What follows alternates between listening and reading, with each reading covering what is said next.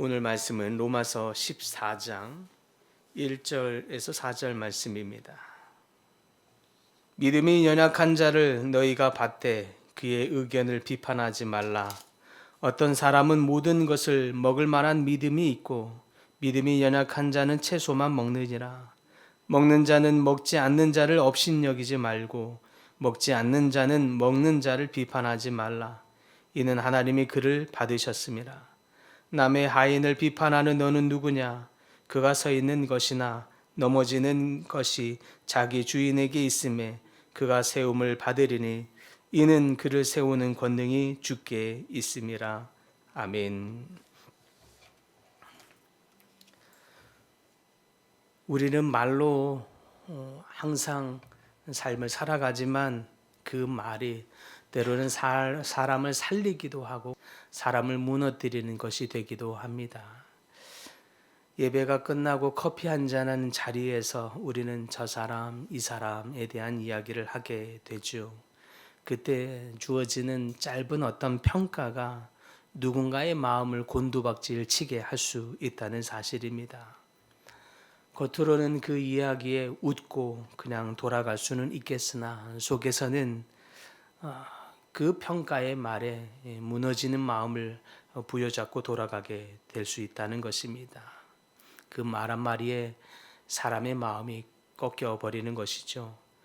바울은 오늘 본문의 이 14장 1절에서 4절의 말씀에서 매우 단순하지만 강력한 한 가지의 말을 하고 있습니다. 하나님이 받아주는 사람을 너가 밀어내지 말라라는 말입니다. 이것이 오늘 EM 본문의 제목처럼 비판하지 말라라는 말의 핵심이라고 할 수 있겠습니다. 바울이 이 말을 꺼내는 이유가 있습니다. 당시 로마 교회 안에 분열이 일어나고 있었는데 그것은 어떤 성도들 간에 큰 죄가 발생했기 때문이 아닙니다. 매우 작아 보이는 건 그 이야기로 말미암아 사람들의 의견이 분분해져 버렸습니다. 그 일로 심지어 무리들이 나누어지는 일들이 벌어지고 있기 때문입니다. 어떤 이는 먹는 문제로 인해서 그랬고 어떤 이는 제사를 드리는 문제 여러 가지로 어떤 이는 또 특정한 날을 우리가 계속 지켜야 하느냐 하는 문제들로 인해서 서로 이야기에 설왕설래가 많아지고 있습니다. 1절에서 바울은 믿음이 연약한 자를 받되 의견이 다르다고 따지지 말라라고 말합니다. 여기에서 받다라고 말하는 건 그것은 단순히 내 옆에 앉혀두다라는 의미 정도가 아니라 내가 그를 환영하고 수용하고 용납하여 내 공동체의 식탁으로까지 앉히다, 함께 초대하다라는 의미가 담겨 있는 말입니다. 그러니까 우리는 주인이 그를 용납하고 수용하고 받아들여서 심지어 주인의 식탁으로 공동체로 초대한 그 사람을 너가 도마 위에 논쟁으로 올려놓지 말라라는 뜻이 되겠습니다. 그를 오히려 주인이 용납하고 그 은혜의 식탁으로 초대함 같이 그를 은혜 가운데 맞아들이라라는 의미인 것입니다. 그 다음에 이 3절에서는 이 본문이 두 가지의 문제의 방향으로 나뉘어지고 있는 것을 보게 됩니다. 강한 자는 연약한 자를 업신여기지 말고 또 연약한 자는 강한 자를 판단하지 말라라는 문제입니다. 반대로 이 로마 교회에서는 강한 자는 연약한 자를 업신여기고 있었습니다. 또 연약한 자는 그 강한 자를 판단하고 있는 문제들이 벌어지고 있습니다. 단순히 그 우상 숭배의 음식을 먹느냐 마느냐의 이 문제들 때문입니다. 여기서 이 업신여김은 저 정도도 못해? 저것도 수용하지 못하는 거야? 어떻게 저렇게밖에 하지 못하는 거야? 라는 비웃음이고 판단은 저건 잘못된 거지, 저건 틀렸어, 저렇게 하면 안 돼 라고 하는 평가, 이것도 정죄입니다. 바울은 여기서 이 두 가지 다가 서로 사랑에 반대되는 것이라고 말하고 있는 것입니다. 그래서 바울은 말하길 이러한 일들을 한 줄같이 칼같이 끊습니다. 하나님이 그를 받아들이셨느니라. 하나님이 그를 용납하셨느니라 라고 말합니다. 내가 그를 용납할지 말지, 그가 좋은지 안 좋은지 평가하기 이전에 이미 하나님이 그를 용납하셨고 수용하셨다라고 하십니다. 그를 하나님이 이미 품으셨습니다. 내가 불편해하는 사람을 하나님은 그를 심지어 집으로 초대해서 식탁 공동체에 함께 앉아 은혜를 베풀고 있습니다. 그런데 그 집에 문지기와 같은 내가 오히려 그를 용납하지 못합니다. 손님은 오히려 문지기나 손님은 식탁 공동체의 주인이 아닙니다. 주인이 아닌 내가 오히려 하나님이 용납하고 수용하고 받아들이는 그 사람을 심사하고 평가할 권리는 없는 것입니다. 4절이 그래서 오늘 본문의 핵심이라고 할 수 있겠습니다. 남의 하인을 비판하는 너는 누구냐? 그는 자기 주인에게 서거나 넘어지나니. 무슨 뜻입니까? 여기서 너는 누구냐라고 말하는 것은 또 다르게 바울이 평가하고 정죄하는 것이 아닙니다. 너는 누구이기에 그리하느냐? 그러므로 너의 하는 일을 되돌리라 라고 하는 수사적 의문문으로서 질문하듯이 깨닫게 하고 있는 말입니다. 우리가 누군가를 비판하고 평가하는 그 순간 우리는 하나님의 자리로 올라가게 된 것입니다. 그리고 그 순간부터 우리의 마음은 무거워지게 되지요.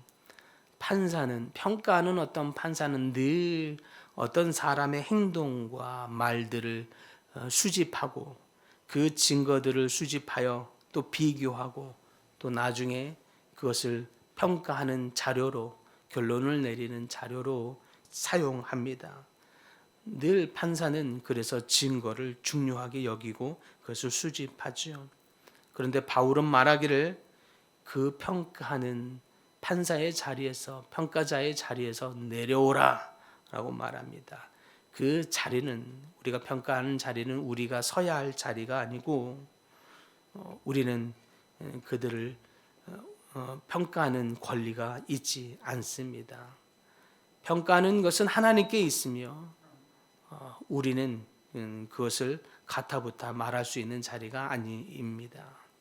나아가 교회는 어떤 성도를 평가하는 곳이 아니라 가족 공동체로서 서로를 용납하고 수용하는 공동체가 되어야 하는 곳입니다. 그럼에도 불구하고 우리는 왜 누군가를 비판합니까? 오늘 본문에는 우리는 그 사람의 전체 이야기, 속사정을 모르기 때문입니다. 일부분만 알게 되는 거죠. 하나님만이 그들의 중심, 동기와 상처, 싸움을 아십니다.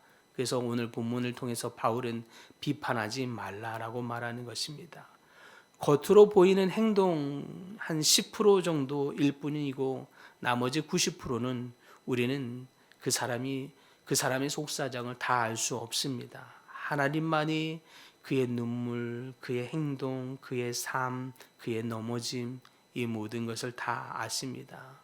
그럼에도 불구하고 하나님은 그것을 다 아시고 그의 넘어짐조차 판단하지 않으시고 먼저 수용하시고 용납하고 계십니다.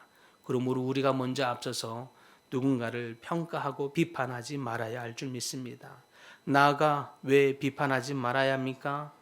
교회의 목표는 논쟁에서 승리하는 데 있는 것이 아니라 사람을 세우는 데 있기 때문입니다. 한 영혼을 전도하여서 그를 하나님의 백성으로 수용하고 받아들이고 세워가는 일, 그것이 하나님의 교회에서 하나님께서 하시고자 하시는 일입니다. 그래서 바울은 하나님이 그를 세우실 수 있다고 말합니다.